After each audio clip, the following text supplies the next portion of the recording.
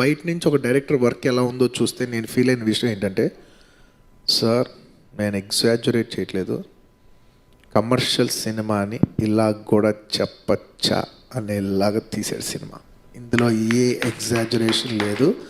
రేపు నిజంగా మీరందరూ సినిమా చూసి బాగుందని బ్లెస్ చేస్తే మాత్రం, మీకు సినిమా కానీ ఒక మ్యాజిక్ లాగా కనెక్ట్ అయితే మాత్రం సుకుమార్ గారికి మామూలు పేరు రాదు. ప్రతి డైరెక్టర్ వచ్చి సుకుమార్ గారితో పర్సనల్గా, సార్ మిమ్మల్ని కలిసి మీరు ఎలా కన్సీవ్ చేశారు సార్, ఏంటి సార్ ఇలా తీయచ్చా సార్ సినిమా అనేది ఒక్కొక్కరు వచ్చి క్లాసెస్ చెప్పించుకోకపోతే నేను షర్ట్ తిప్పేసి మైత్రి ఆఫీస్లో తిరుగుతా. సార్ సార్ దేవి గారు తర్వాత ఎలా ఉంటుంది అని నాకు తెలియదు, కానీ నా మైండ్ సెట్ ఆ రోజుకి ఇక్కడి నుంచి అసలు పాపద్దనే స్పీడ్లో ఉన్నాను నేను. సో నాకు ఇలాంటి క్యారెక్టర్ దొరికినప్పుడు, ఇంత కాంట్రాస్ట్ క్యారెక్టర్, ఎస్పెషల్లీ అలా కుంటపురం నా ప్రీవియస్ ఫిలిం తర్వాత ఇది ఇంత కాంట్రాస్ట్ ఫిలిము, నేనేమనుకున్నానంటే అసలు ఒక వ్యాక్యూమ్ ఉంది తెలుగు ఫిలిమ్స్లో. ఎంత హీరో ఒక క్యారెక్టర్ చేసినప్పుడు మనం ఎంత రస్టిక్కి వెళ్ళినా కూడా తెలుగు ఫిలిమ్స్ వరకు ఒక లెవెల్ వరకు వెళ్తాం, కానీ ఆ లాస్ట్ లేయర్ వరకు వెళితే ఎలా ఉంటుందని డైరెక్టర్ గారు నేను అప్పుడు మాట్లాడుకున్నాం. తన్నాడు వెళితే ఒకటే చాలా మంచి మాట అన్నారు, డార్లింగ్ ఇలాంటి చేసేటప్పుడు చేస్తే ఆల్అవుట్ చేసేయాలి, అది తప్పైనా పర్లేదు, అట్లీస్ట్ నువ్వు ఫుల్గా అటెంప్ట్ చేసావనే మాట అయినా ఉంటుంది, వెళ్తే ఆల్అవుట్ వెళ్ళిపోవాలన్నారు. ఇంకా ఆల్అవుట్ వెళ్ళిపోదాం డిసైడ్ అయిపోయాం సార్. ఇంకా డిసైడ్ అయిపోయిన తర్వాత మేకప్ వేసుకుంటాం, డైలాగ్ నేర్చుకుంటాం, ఇంకోటి చేస్తాం, కానీ ఫస్ట్ ఫిక్స్ అయిపోయింది చూసారా, that is the most important. నేను మాత్రం ఖచ్చితంగా ఒక విషయం చెప్తాను సార్, ఇది నాకు సంబంధించిన పుష్ప అనే సినిమాల్లో నేను ఒక ఆడియన్స్గా చెప్తున్నాను. నేను ఫీల్ అయింది అంటే, నేను సినిమా చేసిన యాక్టర్ పరంగా చెప్పట్లేదు, నేను సుకుమార్ని ఒక ఆడియన్స్గా బయట నుంచి ఒక డైరెక్టర్ వర్క్ ఎలా ఉందో చూస్తే నేను ఫీల్ అయిన విషయం ఏంటంటే, సార్ నేను ఎగ్జాజరేట్ చేయట్లేదు, కమర్షియల్ సినిమాని ఇలా కూడా చెప్పచ్చా అనేలాగా తీసాడు సినిమా. ఇందులో ఏ ఎగ్జాజరేషన్ లేదు.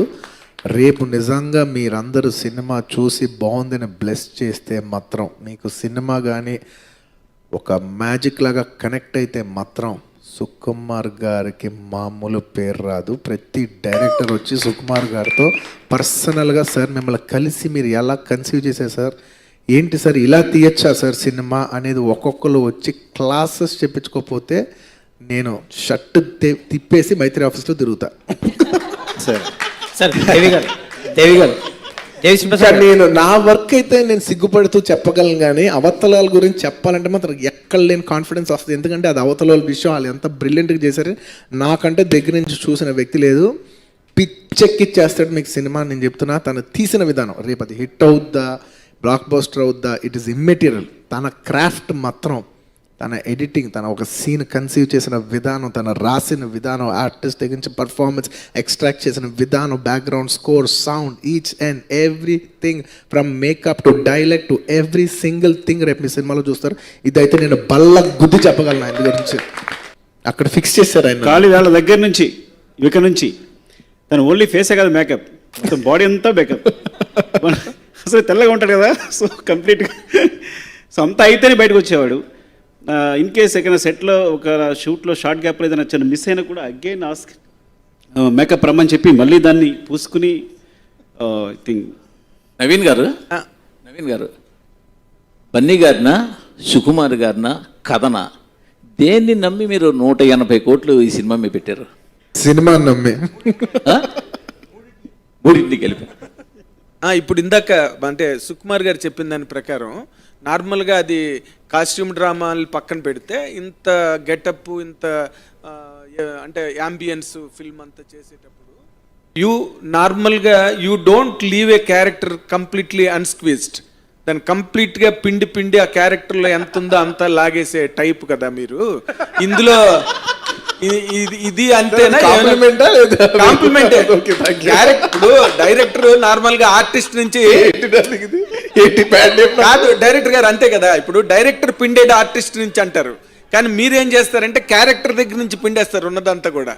ఇప్పుడు ఇందులోని ఈ క్యారెక్టర్ చేసేటప్పుడు to what level you reached the character and what is the benefit you have given to the character from your side? Sir నాకేంటంటే, ఇవాళ మధ్యాహ్నం ఫ్లైట్లో దేవి గారితో ఇదే మాట్లాడుతున్నాను.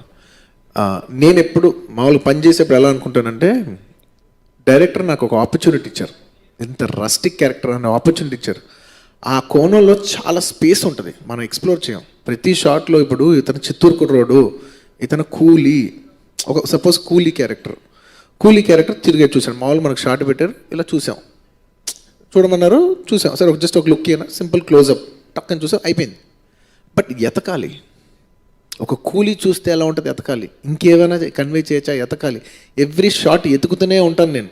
ఎందుకంటే అందరూ అనుకుంటారు, సార్ మీకు మంచి పర్ఫార్మెన్స్ సినిమా చేయాలనుందా, కమర్షియల్ సినిమా చేయాలనుందా అంట.